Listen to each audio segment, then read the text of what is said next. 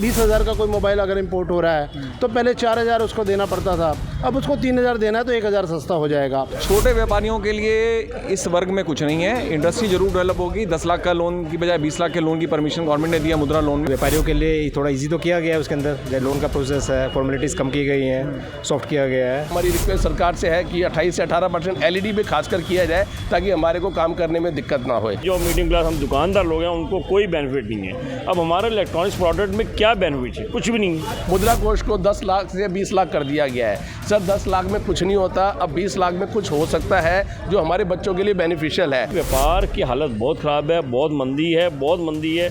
इसको दूर कैसे करना है? आज हम चाइना से टक्कर ले रहे हैं। चाइना जो है पूरे हिंदुस्तान में घुस चुका है। हम कह रहे हैं कि हम मेक इन इंडिया पर आना चाहते हैं। मेक इन इंडिया पर कैसे आएंगे? यहाँ की इंडस्ट्री ख़त्म भी हो रही है और यहाँ का व्यापार आज पिछले 6-8 महीने से व्यापार ही नहीं है बिल्कुल।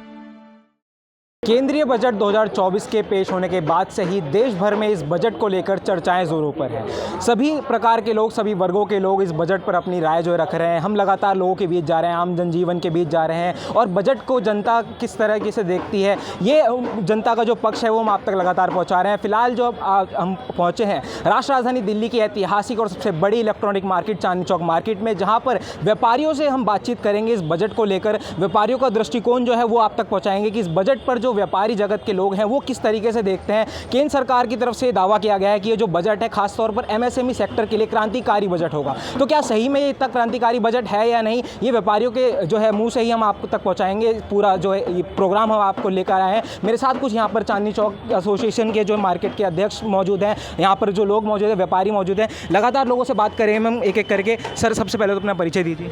मेरा नाम संजय नागपाल है, I am president of old Jaipur market. Sir तो आप इस लाजपत राय मार्केट के प्रेसिडेंट हैं, कैसे देखते हैं बजट आया, एक व्यापारी की नज़र क्या है इस बजट पर? देखिए, अगर हम GST के अंदर कहें तो कोई चेंज नहीं है, अगर हम कस्टम ड्यूटी की बात करें कोई चेंज नहीं है, तो इस तरीके से कुछ भी नहीं है। लेकिन ये पॉजिटिविटी की बात करें, क्योंकि व्यापारी हमेशा पॉजिटिव होता है, तो इन्होंने इंडस्ट्री के लिए MSME के अंदर काफ़ी एक तरह से लोन की सुविधाओं को बढ़ाया है। और इसी तरीके से जो हमारी स्किल मैनेजमेंट है उसके अंदर जो बच्चे स्किल्स को लेके आगे बढ़ेंगे उसको इन्होंने इम्प्रूव किया है। और इसके साथ साथ एक बात और इन्होंने की है कि जो साथ में जो मीडियम वर्ग के जो लोग हैं, बच्चे हैं, उनको बढ़ाने के लिए तरह तरह की योजनाएं जो शुरू की हैं।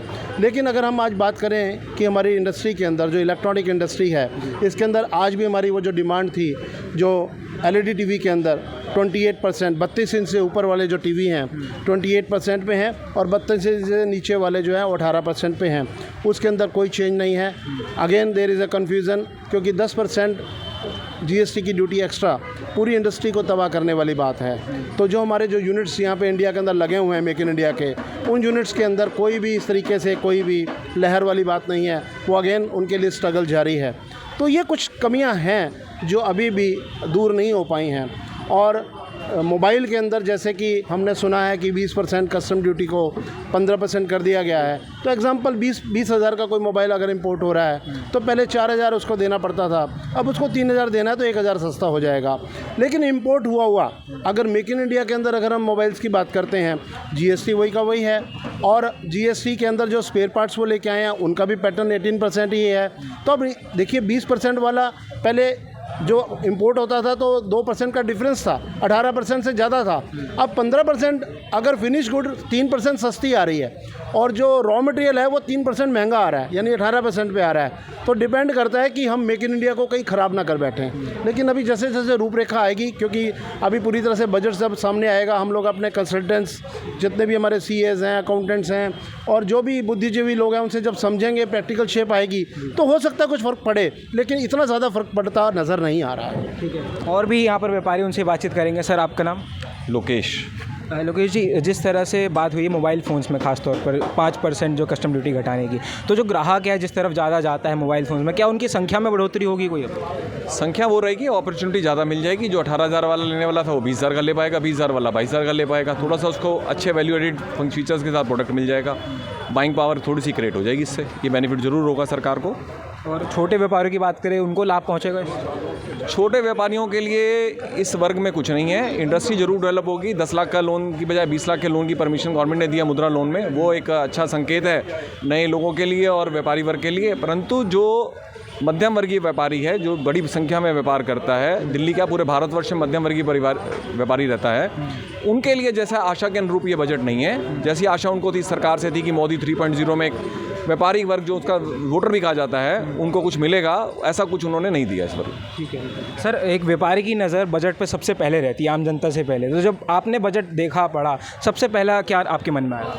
भाई हमें लगा था कि जैसे व्यापारियों को जीएसटी में, इनकम टैक्स में, कुछ स्लैब में कुछ रियायत मिलेगी इस बार इस बजट के अंदर, लेकिन ऐसा कुछ मिला नहीं हमें। अच्छा, उम्मीदों पे नहीं खतरा? उम्मीदें जो हमने एक्सपेक्ट की थी वो तो नहीं हुआ है। तो अभी क्या कुछ कहना चाहेंगे? सरकार लगातार कह रही है कि क्रांतिकारी बजट है व्यापारियों के लिए, क्या ऐसा सही में है? एज ए व्यापारी तो मैं इस पे, ऐसा तो हमारे लिए कुछ बेनिफिट नहीं है व्यापारियों के लिए इस बजट के अंदर। तो आप अग्री नहीं करते इस बात? लेकिन बस कुछ सेक्टर्स में बेनिफिट दिए गए हैं। जैसे सपोज, जैसे एग्जांपल लेते हैं, बैंकिंग सेक्टर को लेते हैं। अब पहले, अभी तो देखो सभी काम बैंकिंग के थ्रू ही होता है। पहले प्रोसेस को लोन को काफ़ी, मतलब उसको काफ़ी सॉफ्ट किया गया है, तो व्यापारियों के लिए थोड़ा ईजी तो किया गया है। उसके अंदर जैसे लोन का प्रोसेस है, फॉर्मेलिटीज़ कम की गई हैं, सॉफ्ट किया गया है। बेनिफिट्स तो कुछ है, लेकिन एज ए व्यापारी हमसे एक्सपेक्ट कर रहे थे कि जीएसटी में और इनकम टैक्स स्लैब में कुछ हमें मतलब कुछ सरकार हमारे लिए सोचेगी, लेकिन कुछ उन्होंने सोचा नहीं हमारे लिए ऐसा कुछ। ठीक है सर, लाखों जो हैं ग्राहक इस मार्केट में आते हैं। चांदनी चौक सबसे बड़ी मार्केट है दिल्ली की, तो कितना ग्राहकों की संख्या में असर पड़ने वाला है इस बजट के बाद? सर, पहले मैं आपसे कहना चाहूँगा, दिल्ली की नहीं, एशिया की सबसे बड़ी इलेक्ट्रॉनिक्स मार्केट है। यहाँ पर ऑल ओवर इंडिया से लोग इलेक्ट्रॉनिक सामान खरीदने के लिए आते हैं, और कुछ ना कुछ वो सोचकर आते हैं इतनी दूर से कि यहाँ माल सस्ता मिलेगा। लेकिन जो जीएसटी का मैं बारे में बताना चाहूँगा, जैसे हम एग्जाम्पल लेते हैं एलईडी का। आज एलईडी के वो 28% कर रखा है, जो हम एक्सपेक्ट कर रहे थे शायद 18% हो जाए। ग्राहक आता है, कहता है सर अब तो सस्ता हो गया होगा। सर कहाँ से सस्ता हो गया होगा, कैसे सस्ता दें हम आपको? आप इतनी दूर से आते हैं, हम थोड़े शर्मिंदा होते हैं।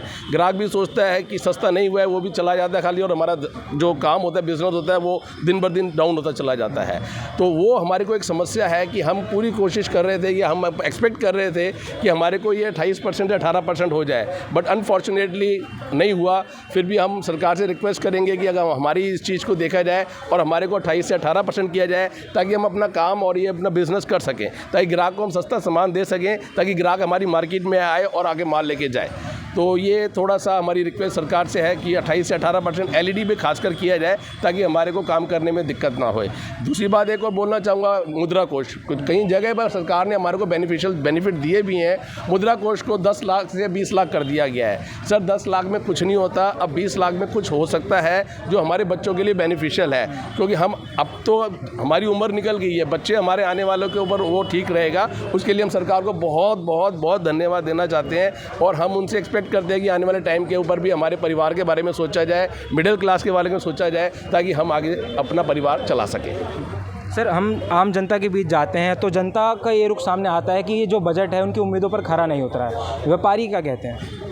सर, पहली बात तो ये है कि जब से ये कोरोना गया ना, तो व्यापार का समझो आपकी बहुत ज़्यादा डे बाय डे डाउन होता जा रहा है।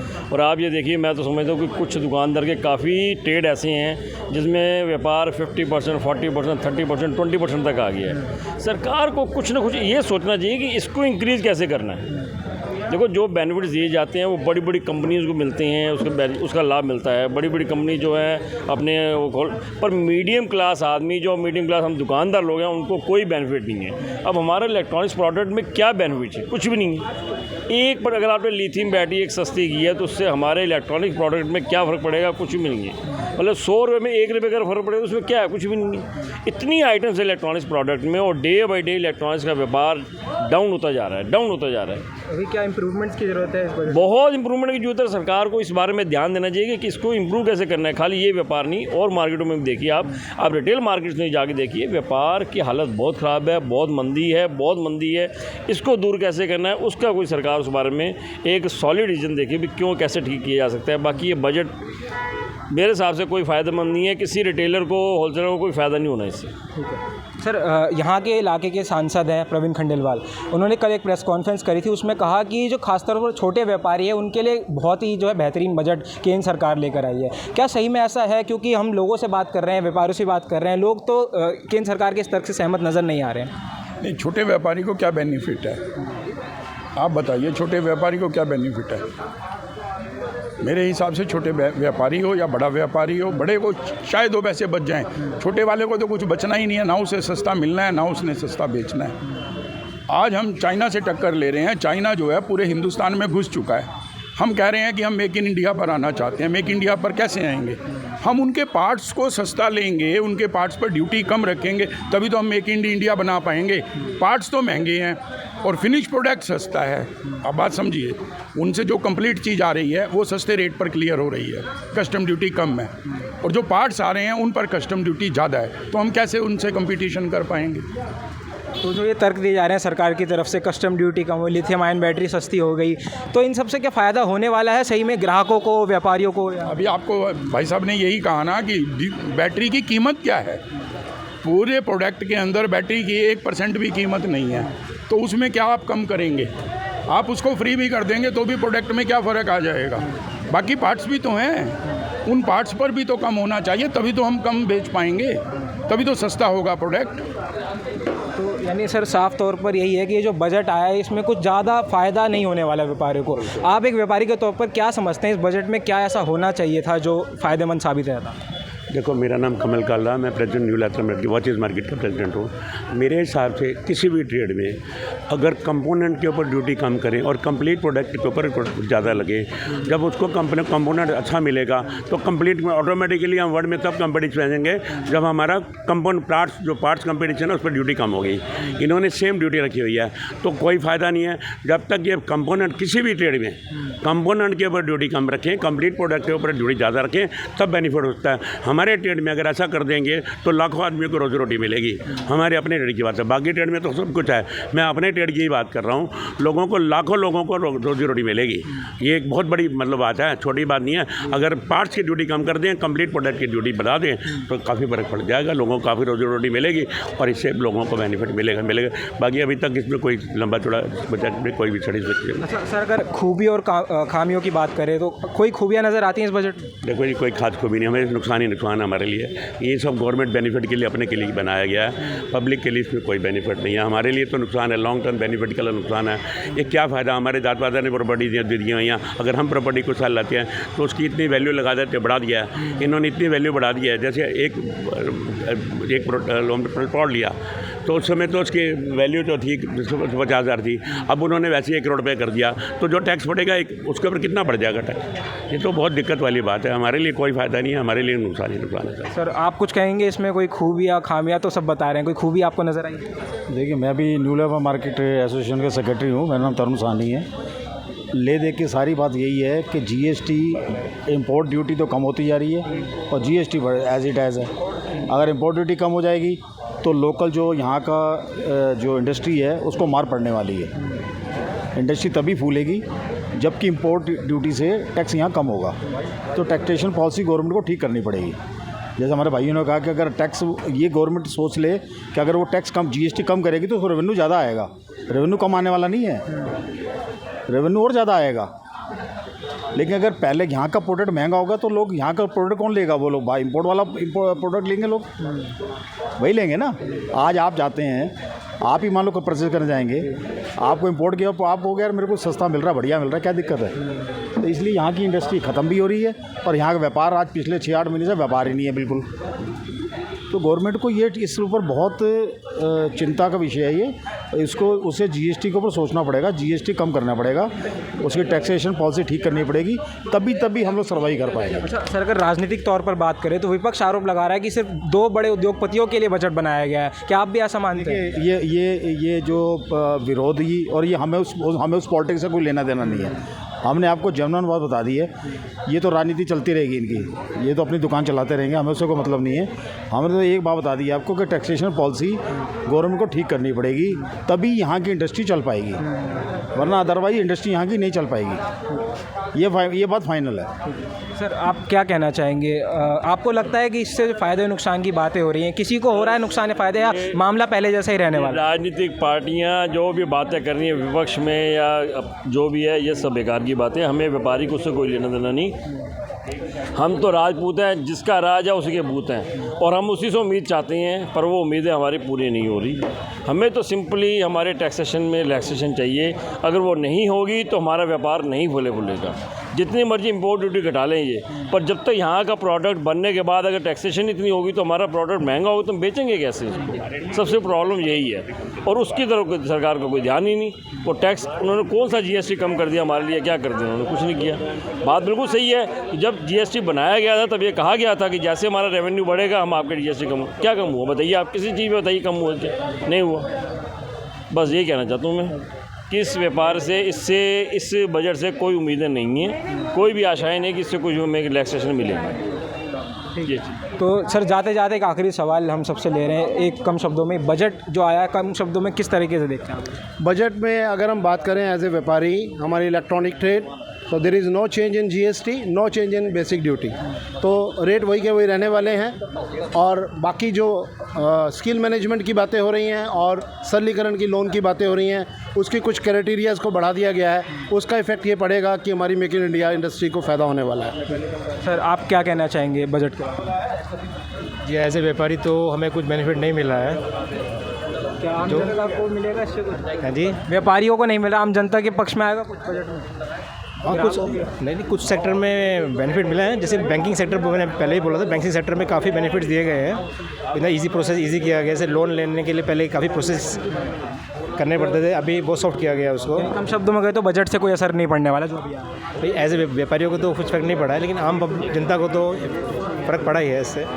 तो जैसा कि आपने देखा और सुना, हमने बातचीत करी यहाँ पर चांदनी चौक की जो ऐतिहासिक इलेक्ट्रॉनिक मार्केट है, काफ़ी पुरानी मार्केट है, और देश ही नहीं बल्कि पूरे एशिया की ये सबसे बड़ी मार्केट है।